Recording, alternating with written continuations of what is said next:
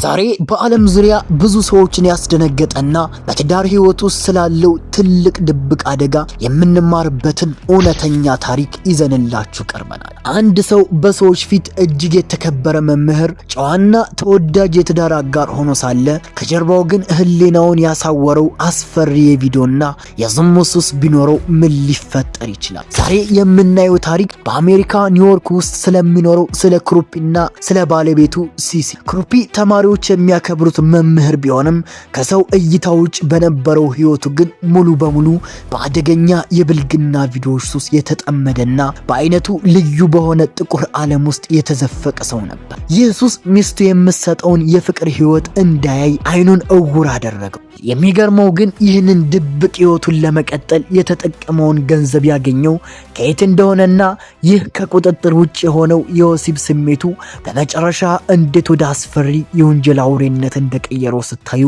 በእጅጉ ትደነግጣላችሁ። አንድ መጥፎ ሱስ የሰውን ልጅ ወደ ምን አይነት የጭካኔ ጥግ ሊያደርሰው ይችላል? እስከ ቪዲዮ መጨረሻ ድረስ አብራችሁን በመቆየት እውነታውን እንድትከታተሉን ጋብዛችኋለን። ለቻናሉ አዲስ የሆናችሁ ሰብስክራይብ በማድረግ ቤተሰብ እንድትሆኑ በትህትና። ነገሩ የተጀመረው ክሩፒ በባለቤቱ በሲሲ አማካኝነት በሷ በምታስተምርበት ትምህርት ቤት ውስጥ በእንግሊዘኛ መምህርነት ከተቀጠረ በኋላ ነበር። በትምህርት ቤቱ ህግ መሰረት ስራውን በቋሚነት ለመቀጠል የማስተርስ ዲግሪ መማር ነበረበት። ባለቤቱ ሲሲ ለባሏ ስኬት ስትል ከራሷ ወላጆች ከፍተኛ ገንዘብ ተበድራ ሁለቱም በትምህርት እንዲመዘገቡ አደረገ። ነገር ግን ክሩፒ ትምህርቱን ጨርሶ ሊጀምረው አልቻለም። ምክንያቱም እሱ በዛን ሰዓት ሙሉ በሙሉ በአደገኛ የብልግና ቪዲዮዎች ሱስ ተሸፍኖ ነበር። ባለቤቱ ለትምህርት ቤት መክፈያና ህይወታቸውን ለመቀየር በከፍተኛ ጥረት ያመጣችውን ገንዘብ ወስዶ በኢንተርኔት ላይ በክፍያ የሚታይ የብልግና ቪዲዮዎቹን በስፋት መመልከት ጀመረ። ይህ ሱስ ቀስ እያለ ወደ ባሰ ደረጃ ተሸጋገረ። ከኢንተርኔት ቪዲዮዎች አልፎ ገንዘቡን ይዞ ልክ የሆነ ጭፈራ ቤት መሄዱን አመል አደረገው። እዚያም ለደናሾቹ ገንዘብ መበተንና ቀስ እያለ ደግሞ ከተከፈላቸው ሴቶች ጋር ያለ አግባብ መተኛት ጀመረ። ከነዚህ ሴቶች መካከል ደግሞ ሚስ ፓምፕኪን ከምትባል ሴት ጋር ቋሚ ደንበኛ ሆነ። በሳምንት ውስጥ 3 እና 4 ጊዜ ያገኛት የነበረ ሲሆን አልፎ ተርፎም ባለቤቱ ሲሲ ወደ ሌላ ቦታ በምትሄድበት ሰዓት ይችን ሴት ወደ ገዛ ቤቱ ድረስ እያመጣ ያሳድራት ነበር። ይህ የወሲብ ሱስ ሙሉ በሙሉ ህሊናውን ተቆጣጥሮት ነበር። ባለቤቱ ሲሲ ግን ምንም ሳታውቅ የቤት ኪራይ ለመክፈልና አስቤዛ ለመግዛት በከፍተኛ ሁኔታ ትለፋና ትሮጥ ነበር። የእሱ አእምሮ ግን ሙሉ በሙሉ በዚህ ድርጊት ተበክሎ ለዓመታት ቀጠለ።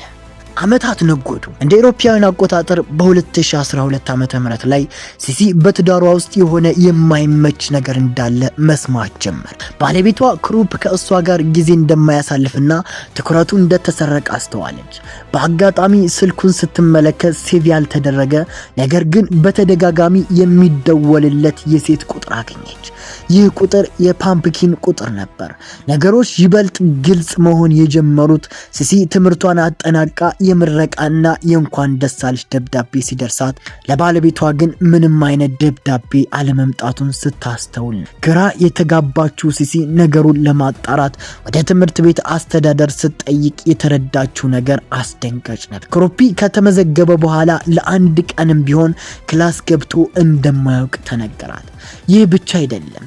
የትምህርት ቤቱ የጊዜ ገደብ ስላለቀ ማስተርሱን ያላጠናቀቀው ክሩፒ ከስራው ሊባረር መሆኑን አወቀች። ሲሲ የባንክ ሂሳቦችንም የገንዘብ እንቅስቃሴዎችን ስታጣራ ያ ሁሉ ለትምህርት የተሰጠው ገንዘብ በምሽት ክለቦችና በአስፈላጊ ነገሮች ላይ እንደጠፋ ሙሉ በሙሉ አረጋገጠች። አንድ ቀን ጧት ሲሲ ሁሉንም መረጃዎች ይዛ ክሩፒን ፊት ለፊት አገኘች። እያንዳንዱን የሰራኸውን ስህተትና ክህደት አውቄብሃለሁ።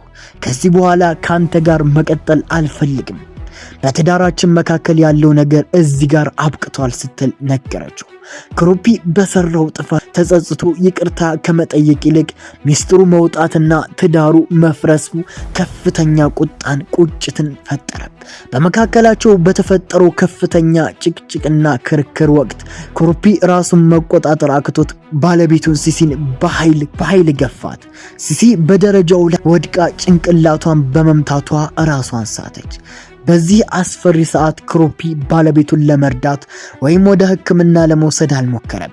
ይልቁንም በውስጡ በነበረው ቁጣና ጭካኔ ከኩሽና ቢላዋ በማምጣት ባለቤቱ ላይ እጅግ አሰቃቂ የሆነ ጥቃት ፈጽሞ ሕይወቷ እንዲያልፍ ይህንን ዘግናኝ ድርጊት ከፈጸመ በኋላ ወንጀሉን ለመደበቅና ከራሱ ላይ ለማዞር እቅድ ማውጣት ቤቱ ውስጥ የሆነ ሰው ለዘረፋ ገብቶ ሲሲን የገደላት ለማስመሰል የቤቱን ዕቃዎች በሙሉ አበላሻቸው። በትኖም አዘበራረቃቸው። በቤቱ ውስጥ የነበረውን ገንዘብ ይዞ ወጣ። ፖሊስ እንዳይጠረጥረው ጠንካራ መከላከያ ለመፍጠር አሰበ። ለዚህም ሲል የደህንነት ካሜራዎች ወዳሉበት የህዝብ ቦታዎችና ወደ ስራ ቦታው በመሄድ እዚያ እንደነበር እንዲመሰከርለት አደረገ። የሚገርመው ግን ይህንን ሁሉ አሰቃቂ ድርጊት ፈጽሞ እንኳን በውስጡ ያለው አጥፊ ሱስ አልተወውም ነበር። በቀጥታ ወደ ፓምፒኪን በመደወል በዛን ዕለት አብሯት ጊዜ አሳለፈ። በኋላም ወደ ቤቱ ተመልሶ ምንም እንዳላወቀ ሰው በመሆን ወደ ድንገተኛ አደጋ መጥሪያ ቁጥር 911 በመደወል ባለቤቱ ተገድላ ማግኘቱን ማስመሰል ለፖሊስ አመለከተ። ፖሊሶቹ በቦታው ደርሰው ምርመራ ሲጀምሩ እሱ አስቀድሞ ያዘጋጀውን ታሪክ ነገራል። ፖሊስ እሱ የነበረባቸውን ቦታዎች በካሜራ ሲያጣራ በተናገረው ቦታ ሁሉ ስለነበረ መጀመሪያ ላይ ጥርጣሬው ከእሱ ላይ እንዲርቅ አድርጎት ነበር። ክሩፒ ነፃ የሆነ መስሎት ከቤተሰቦቹ ጋር መኖር ጀመረ። ነገር ግን የኒውዮርክ ፖሊስ መርማሪዎች የወንጀሉን ፈለግ መከተላቸውን አላቆሙም ነበር። የሟቹን የሲሲን ስልክ በጥንቃቄ መመርመር ጀመሩ። በስልኩ ውስጥ ውሜን ተብሎ በቅርብ ጊዜ ሴቭ የተደረገ ስልክ ቁጥር አገኙ። ይህንን ቁጥር ሲያጣሩ የፓምፕኪን ቁጥር ሆኖ ተገኘ። መርማሪዎች ፓምፕኪን በአካል አግኝተው በጠየቋት ጊዜ እሷ ምንም ሳትደብቅ እውነቱን ተናገረች። ክሩፒ ባለቤቱ በሞተችበት ዕለት ከእሷ ጋር እንደነበረና ከዚያ በኋላም ስለ ባለቤቱ አሟሟት የነገሯትን አስገራሚ ወሬዎች በሙሉ ለፖሊስ አስረዳች። ይህ መረጃ ፖሊሶች ሙሉ ትኩረታቸውን ወደ ክሩፒ እንዲያዞር አደረጋቸው። ፖሊስ ከፍርድ ቤት ትዕዛዝ በመውጣት የክሩፒን ኮምፒውተርና የኢንተርኔት ሰርች ሂስትሪ መመርመር ጀመረ። እዚያ ውስጥ የተገኘው መረጃ ግን የወንጀሉን እውነታ ፍንትው አድርጎ የሚያሳይ ነበር። ክሩፒ ወንጀሉ ከመፈጸሙ በፊት በጎግል ላይ የሰውን አንገት እንዴት መስበር ይቻላል፣ የሰውን ሕይወት እንዴት ማጥፋት ይቻላል እና ከወንጀል ምርመራ ራስን እንዴት ነፃ ማድረግ ይቻላል የሚሉ ዘግናኝ ርዕሶችን ፈልጎ እንደነበር ተደረሰ። ይህ የማይካድ ጠንካራ ማስረጃ ክሩፒን በቀጥታ ወደ ፍርድ ቤት ወሰደው። በፍርድ ቤት ሂደት ውስጥ ጥፋተኝነቱን በማስረጃ ተረጋግጦ በፈጸመው አሰቃቂ ወንጀል ምክንያት የዕድሜ ልክ እስራት ተፈረደ። የተከበራችሁ ተመልካቾቻችን ይህ እውነተኛ ታሪክ የሚያሳየን ትልቅ ቁም ነገር አለ። በህይወታችን ውስጥ የምንለማመዳቸው ትናንሽ የሚመስሉ መጥፎ ሱሶችና የተደበቁ ምስጢሮች ቀስ በቀስ እያደጉ ሲሄዱ የሰው ልጅ ህሊና በማሳወር እንዴት ወደ ከፋ ጥፋትና ጭካኔ ሊያመሩ እንደሚችሉ ትልቅ ማሳያ ነው። የታማኛና የትጉህ መምህር ሲስ ህይወት ያለ አግባብ ሲቀጠፍ፣ ክሩፒ ደግሞ በገዛ እጁ ህይወቱን በወህኒ ቤት እንዲያበቃ አድርጓል። ታሪኩ ለሁላችንም ጠቃሚ ትምህርት ይሰጣል ብለን ተስፋ እናደርጋለን። ለዛሬ ይዘን የቀረብንላችሁ ታሪክ ይህንን ይመስል ነበር። ቪዲዮውን ከወደዳችሁ ላይክ ማድረጋችሁን አትርሱ። ለሌሎችም እንዲደርስ ሼር አድርጉት። በቀጣይ በሌላ አስገራሚና ማራኪ እውነተኛ ታሪክ እስከምንገናኝ ድረስ ሰላም ቆዩልን። እናመሰግናለን።